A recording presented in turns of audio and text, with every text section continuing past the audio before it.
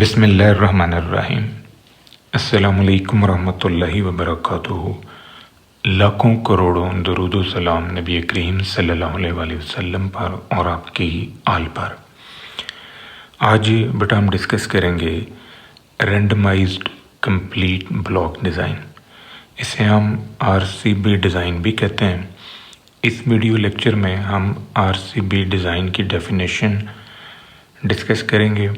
RCB design का layout कैसे बनाते हैं, आरसीबी डिज़ाइन का स्टैटिस्टिकल मॉडल क्या है, आरसीबी डिज़ाइन की एडवांटेजेस और डिसएडवांटेजेस क्या हैं।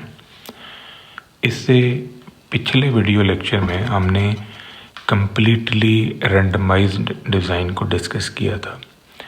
कम्प्लीटली रैंडमाइज्ड डिज़ाइन में हमने एक अजम्पशन यूज़ की थी कि तमाम जो एक्सपेरिमेंटल यूनिट्स हैं वो होमोजीनियस होने चाहिए। जब हमारे एक्सपेरिमेंटल यूनिट्स होमोजीनियस होते हैं तो फिर उन एक्सपेरिमेंटल यूनिट्स के ऊपर हम जो ट्रीटमेंट्स हैं उनको रैंडमली एलोकेट करते हैं। ये कॉन्सेप्ट हमारा सीआर डिज़ाइन से रिलेटेड है। अब ये देखें कि जब हमारी ये अजम्पशन जो हमने सीआर डिज़ाइन में बिल्डअप की थी होमोजेनिटी ऑफ एक्सपेरिमेंटल यूनिट की, ये अगर वायोलेट हो जाती है, ये एग्जिस्ट नहीं करती, तो इसका मतलब है कि फिर हमारे जो एक्सपेरिमेंटल यूनिट्स हैं वो हेट्रोजीनियस हैं। तो जब हमारे एक्सपेरिमेंटल यूनिट्स हेट्रोजीनियस होंगे तो वहाँ पर फिर हम आरसीबी डिज़ाइन यूज़ करते हैं। आरसीबी डिज़ाइन हम कैसे यूज़ करते हैं इसको अब हमने यहाँ पर डिस्कस करना है। जब हमारी एक्सपेरिमेंटल यूनिट्स जो हैं वो हेट्रोजीनियस हैं तो हम उनको पहले होमोजीनियस ग्रुप्स के अंदर कन्वर्ट करेंगे। वो जो होमोजीनियस ग्रुप्स हम डिज़ाइन करेंगे वो ब्लॉक कहलाते हैं। जैसे यहाँ पर हमने डिफरेंट डिजीज़ के पेशेंट्स को लिखा है। अब ये जो डिफरेंट डिजीज़ के पेशेंट्स हैं, अगर हम इनको इनकी डिज़ीज़ के एतबार से लिख लें तो ये हमारे तमाम पेशेंट जो है ना ये टीबी से रिलेटेड हैं, ये ईएनटी से रिलेटेड हैं, हार्ट से रिलेटेड हैं, कैंसर से और मेंटल डिसऑर्डर से रिलेटेड पेशेंट्स हैं। इसका मतलब है कि ये सभी पेशेंट्स जो हैं अपनी डिजीज़ के लिहाज से होमोजीनियस हैं। यानी इस वार्ड के अंदर सभी जो हैं टीबी के पेशेंट हैं, इस वार्ड में ईएनटी के हैं एंड सो ऑन। तो ये जो हमारे पेशेंट्स होमोजीनियस ग्रुप्स में शिफ्ट हुए हैं इनको हम ब्लॉक्स कहते हैं। यानी ये जो वार्ड्स हैं with respect to their disease ये ब्लॉक्स कहलाते हैं। और ये ब्लॉक्स जो हैं इनके अंदर अब हमने ट्रीटमेंट्स को यानी कि डिफरेंट डॉक्टर्स को, डिफरेंट नर्सिस को, डिफरेंट टाइप्स की मेडिसिन को हमने स्टडी करना है। तो ये जो ट्रीटमेंट्स की एलोकेशन होगी इन एक्सपेरिमेंटल यूनिट्स के ऊपर ये ब्लॉक वाइज होगी। इसका मतलब है कि यहाँ पर हमारी जो रैंडमाइजेशन है वो रेस्ट्रिक्टेड है। जैसे सीआर डिज़ाइन के अंदर रैंडमाइजेशन जो है विदाउट रिस्ट्रिक्शन थी, यानी किसी भी रो में, किसी भी कॉलम में, किसी भी डायगोनल के अंदर कोई भी ट्रीटमेंट जो है वो अक्कर हो सकती थी। लेकिन आरसीबी डिज़ाइन के अंदर ऐसा नहीं है। अब हम इसका लेआउट डिस्कस करते हैं जिसमें इस कॉन्सेप्ट को हम ज़्यादा अच्छे तरीके से क्लियर कर सकते हैं। हमारे पास 6 डॉक्टर्स हैं, या आप 6 नर्सिस समझ लें, या आप ये समझ लें कि ये 6 जो हैं डिफरेंट क्रॉप्स हैं जिनको हमने डिफरेंट प्लॉट्स के अंदर बीजना है और फिर हमने उनकी जो इफ़ेक्टिवनेस है, उनकी जो परफॉर्मेंस है उसको हमने स्टडी करना है। लेट्स सी कि ये हमारे पास 6 जो हैं ये डिफरेंट क्रॉप्स हैं और 36 हमारे पास प्लॉट्स हैं जिनके अंदर हमने इन 6 क्रॉप्स को बीजना है। अब ये जो प्लॉट हैं, ये सारे के सारे प्लॉट्स जो हैं ये हेट्रोजीनियस हैं, यानी अपने फर्टिलिटी लेवल के लिहाज से ये हेट्रोजीनियस है। कुछ प्लॉट्स ऐसे हैं जहाँ पर बड़ी ज़्यादा ज़मीन जो है वो ज़रख़ेज़ है, फर्टाइल है। कुछ प्लॉट्स ऐसे हैं जहाँ पर सनलाइट बहुत अच्छी आती है। कुछ प्लॉट्स ऐसे हैं जहाँ पर फर्टिलिटी लेवल नहीं है। कुछ प्लॉट्स ऐसे हैं जहाँ पर सनलाइट भी पार्शियल आ रही है। तो इस तरह जो प्लॉट्स हैं हमने इनको डिफरेंट ग्रुप्स के अंदर कन्वर्ट करना है। ये जो हम एक्सपेरिमेंटल मटेरियल की कन्वर्जन कर रहे हैं इनटू होमोजीनियस ग्रुप्स या होमोजीनियस ब्लॉक्स, ये मोस्ट इम्पॉर्टेंट है आरसीबी डिज़ाइन के अंदर। अब जब हम ये होमोजीनियस ब्लॉक्स बना लेते हैं तो अब हमने इन क्रॉप्स को इन होमोजीनियस ब्लॉक्स के अंदर, प्लॉट्स के अंदर हमने इनको बीजना है। तो इनकी जो एलोकेशन होगी वो रिस्ट्रिक्टेड होगी, यानी हर ब्लॉक के अंदर ये जो कंप्लीट सेट ऑफ ट्रीटमेंट है, ये जो कंप्लीट सेट ऑफ क्रॉप्स है, ये नज़र आना चाहिए। तो आप नोटिस करें कि ये जो हमारे पास एक लेआउट है, इसमें हमने सबसे पहले इन 36 प्लॉट्स को डीकम्पोज कर लिया होमोजीनियस ग्रुप्स के अंदर। तो ये मेरे पास 6 ग्रुप्स बन गए। अब ये जो 6 ग्रुप्स बने हैं इन 36 प्लॉट्स से, तो इन ब्लॉक्स के अंदर 6 डिफरेंट प्लॉट्स हैं। अब इन प्लॉट्स के अंदर हमने ट्रीटमेंट्स को एलोकेट करना है by using probability, by using randomness. तो यहाँ पर ABCDEF जो ट्रीटमेंट्स हैं, जो क्रॉप्स हैं, इनको हम एलोकेट कर रहे हैं लॉटरी सिस्टम से, रैंडम नंबर के ज़रिए विद इन ब्लॉक। यानी ये जो रैंडमाइजेशन है ये रिस्ट्रिक्टेड है ब्लॉक वाइज। हर ब्लॉक के अंदर आपको ये कंप्लीट सेट ऑफ ट्रीटमेंट नज़र आ रहा है। यहाँ पर आप नोटिस करें कि ब्लॉक वाइज आपको रेपिटिशन नज़र नहीं आएगी, यानी हर ब्लॉक के अंदर जो ट्रीटमेंट्स हैं वो एक एक बार ही नज़र आ रही हैं। अब ये जो रिस्ट्रिक्शन है ये ब्लॉक वाइज है, रो वाइज, कॉलम वाइज कोई रिस्ट्रिक्शन नहीं है।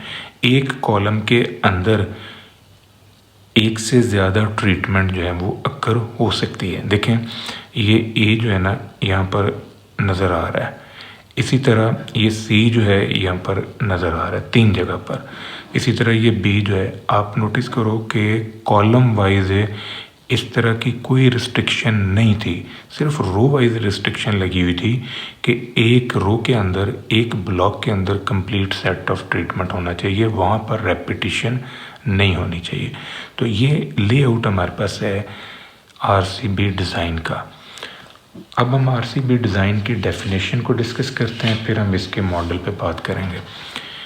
जो आरसीबी डिज़ाइन है, जैसा कि हमने अभी डिस्कस किया है कि इसमें जो हमारा एक्सपेरिमेंटल मटेरियल है वो होमोजीनियस नहीं होता, ये हेट्रोजीनियस है। एक्सपेरिमेंटल मटेरियल कह लें आप, एक्सपेरिमेंटल यूनिट्स कह लें, तो ये हेट्रोजीनियस हैं। हमने इनको पहले कन्वर्ट करना है होमोजीनियस ग्रुप्स के अंदर या ब्लॉक्स के अंदर।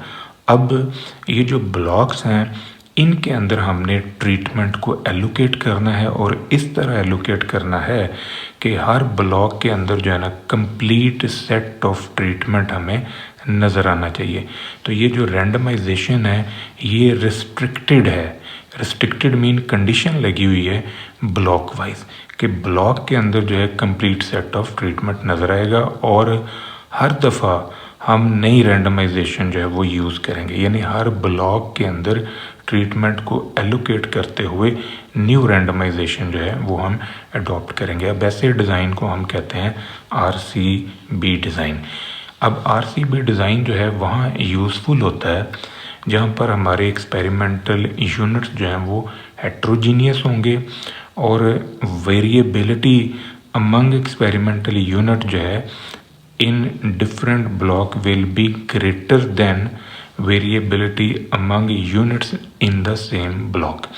अब ये बड़ा इम्पोर्टेंट कॉन्सेप्ट है कि अगर आप डिफरेंट ब्लॉक्स के अंदर वेरिएबिलिटी को स्टडी करें तो वहाँ पर वेरिएबिलिटी हाई लेवल की है as compare to within block, यानी ब्लॉक के अंदर जो एक्सपेरिमेंटल यूनिट्स हैं उनके अंदर वेरिएबिलिटी जो है वो कम होगी। डेफिनेटली अगर एक पेशेंट ईएनटी का है, दूसरा पेशेंट जो है वो हार्ट का है, तीसरा पेशेंट जो है वो टीबी का है, तो इनमें वेरिएशन ज़्यादा है। लेकिन एक वार्ड के अंदर जितने पेशेंट्स हैं वो अपनी डिज़ीज़ के लिहाज से तो सेम है, लेकिन लेवल ऑफ डिज़ीज़ के लिहाज से उनके अंदर हेट्रोजेनिटी मौजूद है, यानी वहाँ वेरिएबिलिटी मौजूद है। क्योंकि कुछ पेशेंट ऐसे हैं जो एडवांस स्टेज के ऊपर हैं टीबी की, कुछ पेशेंट ऐसे हैं जो अभी बिल्कुल इनिशियल स्टेज पे हैं, कुछ ऐसे हैं जो दरमियान में हैं। तो इस तरह विदन ब्लॉक वेरिएबिलिटी जो है वो कम है as compare to outer block आप डिस्कस करें तो वहाँ पर वेरिएशन जो है पेशेंट्स में ज़्यादा आ रही है। तो ब्लॉक्स जो हैं और ट्रीटमेंट ये दोनों ऑर्थोगोनल हैं टू ईच अदर। इसका मतलब है कि ब्लॉक्स का और ट्रीटमेंट का जो इफ़ेक्ट है ये इंडिपेंडेंट है। एलोकेशन जो है वो कंडीशनल है ट्रीटमेंट्स की ब्लॉक वाइज, यानी रिस्ट्रिक्टेड एलोकेशन है ट्रीटमेंट्स की। जो आरसीबी डिज़ाइन है इसका स्टैटिस्टिकल मॉडल जो है वो हमारे पास इस फॉर्म में है। यहाँ पर जो म्यू है इसे हम ओवरऑल मीन इफ़ेक्ट कहते हैं, और ये टी जे जो है ये जेथ ट्रीटमेंट इफ़ेक्ट है, बी आई जो है ये आईएथ ब्लॉक इफ़ेक्ट है, और ये जो रैंडम एरर है आईएथ रैंडम एरर फॉर जेथ ट्रीटमेंट। इसी तरह ये जो वाई आई जे है ये आईएथ ऑब्जर्वेशन है फॉर द एप्लीकेशन ऑफ जेथ ट्रीटमेंट। यहाँ पर आपने ध्यान में रखना है कि जो रैंडम एरर है इसका एक्सपेक्टेशन जो है ये ज़ीरो है। इट मीन्स कि तमाम जो रैंडम एरर्स हैं उनका मीन अगर हम ले तो वो ज़ीरो है, और जो वेरिएशन है यानी वेरिएंस जो है तमाम रैंडम एरर्स का ये सिग्मा स्क्वायर के इक्वल है। इट मीन्स कि यहाँ पर तमाम रैंडम एरर्स यूनिफॉर्म वेरिएंस रखती हैं। ये बड़ी इंपॉर्टेंट प्रॉपर्टी है, इसको हम होमोसेडास्टिसिटी कह सकते हैं कि तमाम एरर टर्म जो हैं इनका वेरिएंस यूनिफॉर्म आ रहा है। अब हमने डिस्कस करना है इनकी एडवांटेजेस और डिसएडवांटेजेस को। तो जो आरसीबी डिज़ाइन के अंदर एडवांटेजेस हैं या मेरिट्स हैं उनमें सबसे पहली ये है कि आरसीबी डिज़ाइन जो है इसको हम बड़ा आसानी के साथ लेआउट कर सकते हैं, यानी इसका लेआउट बनाना इतना मुश्किल नहीं है, कॉम्प्लिकेटेड नहीं है। एक्सपेरिमेंटल एरर जो है ये हम रिड्यूस कर सकते हैं ब्लॉकिंग की वजह से। डेफिनेटली जब हम अपने डाटे की हेट्रोजेनिटी को ब्लॉक वाइज डीकम्पोज कर लेते हैं तो वेरिएशन जो ओवरऑल नज़र आ रही होती है ब्लॉक्स बनने की सूरत में वो वेरिएशन काफ़ी हद तक कम हो चुकी होती है। अगर कोई वैल्यू मिसिंग होगी तो मिसिंग ऑब्जर्वेशन को हम इजीली अडॉप्ट कर सकते हैं, उसको निकाल सकते हैं, उसको एवेल्यूएट कर सकते हैं, यानी उसकी कैलकुलेशन जो है वो इजी है। इसका जो स्टैटिस्टिकल एनालिसिस है वो बड़ा सिंपल और इजी है, और ये मोर फ्लेक्सिबल डिज़ाइन है। Any number of treatment use, आप 3 ट्रीटमेंट यूज़ कर लें, 4 कर लें, 5 कर लें, 10 तक आप इजीली काम जो है कर सकते हैं। आरसीबी डिज़ाइन जो है ये एग्रीकल्चरल एक्सपेरिमेंट्स में ज़्यादातर यूज़ होता है।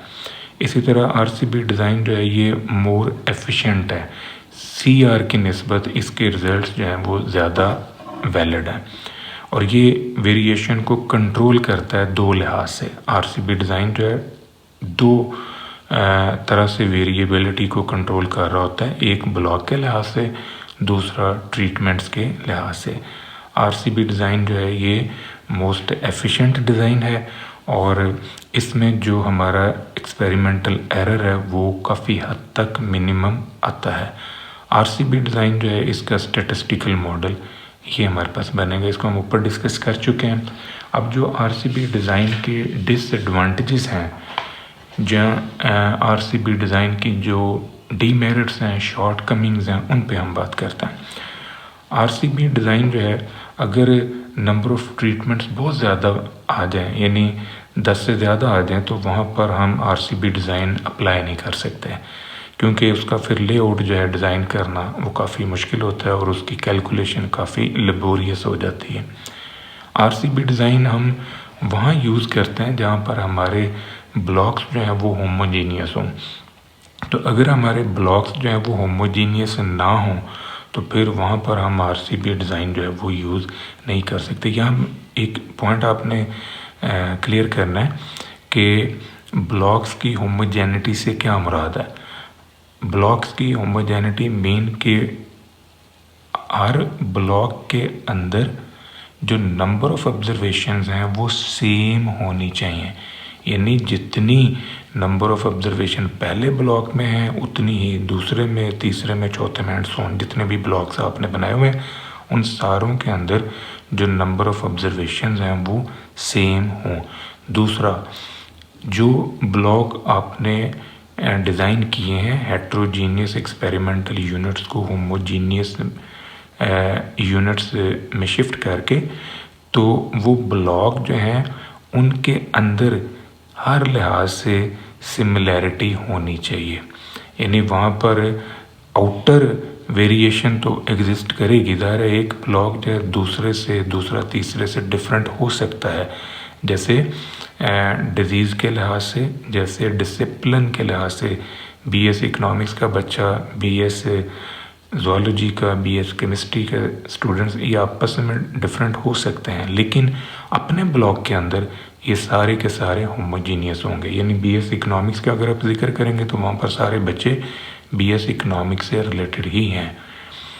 तो यहाँ पर मोर अजम्पशंस हमें डिज़ाइन करनी पड़ती हैं आरसीबी डिज़ाइन को अप्लाई करते हुए, क्योंकि कुछ अजम्पशंस तो हम ट्रीटमेंट के ऊपर लगा रहे होते हैं, कुछ अजम्पशंस हम फिर ब्लॉक के लिए भी बनाते हैं, क्योंकि एक एडिशनल हमने इंफॉर्मेशन कंट्रोल करने के लिए सोर्स जनरेट किया है जिसे हम ब्लॉक कहते हैं।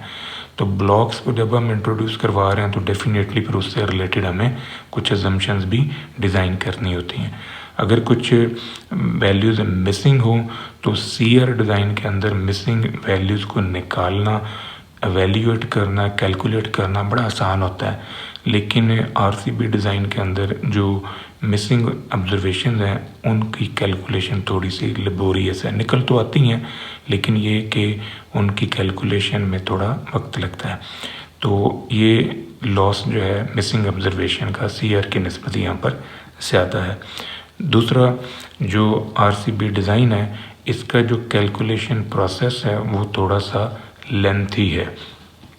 जब हम वन वे अनोवा में काम करते हैं या सीआर में डिज़ाइन के अंदर काम कर रहे होते हैं तो यहाँ पर सिर्फ हमारे पास एक ही सोर्स ऑफ वेरिएशन होता है जिसे हम ट्रीटमेंट कहते हैं, यानी एक फैक्टर है जिसको हम स्टडी कर रहे होते हैं, दूसरा एरर जो है वो इन दोनों के डिफरेंस से बन रहा है। इसी तरह जब हम टू वे अनोवा में काम करेंगे तो टू वे अनोवा में या आरसीबी डिज़ाइन के अंदर हम काम करेंगे तो यहाँ पर जो ट्रीटमेंट हैं, एक तो सोर्स ऑफ वेरिएशन यहाँ से कंट्रोल हो रहा है, दूसरा सोर्स ऑफ वेरिएशन हम कंट्रोल कर रहे हैं ब्लॉक्स के साथ, और तीसरा जो है एरर है, एरर तो इनके डिफरेंस से आएगा।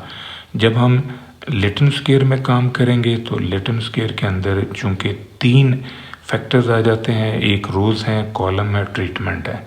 इसी तरह जब हम ग्रीको लिटन स्क्वायर में काम करेंगे तो यहाँ पर फिर 4 फैक्टर्स जो हैं आ जाएंगे जिनकी स्टडी हमने करनी है, एक रोज़, कॉलम, दूसरा लिटन लेटर और फिर ग्रीक लेटर, और ये एरर तो फिर इनके डिफरेंस से आएगा। जो हमारा आरसीबी डिज़ाइन है इसमें सबसे बुनियादी जो कॉन्सेप्ट है वो हेट्रोजीनियस एक्सपेरिमेंटल यूनिट्स का है। हमने अपने हेट्रोजीनियस एक्सपेरिमेंटल यूनिट्स को पहले शिफ्ट करना है होमोजीनियस ग्रुप्स के अंदर, फिर हमने ट्रीटमेंट को एलोकेट करना है उन ब्लॉक्स के अंदर रैंडमली, और ये रिस्ट्रिक्शन है कि ब्लॉक वाइज आप ट्रीटमेंट्स को एलोकेट करेंगे। ये था बेटा आज का हमारा लेक्चर। दुआ में याद रखिएगा। इंशाल्लाह अगली वीडियो के साथ फिर हाजिर होंगे। फ़ी अमान अल्लाह।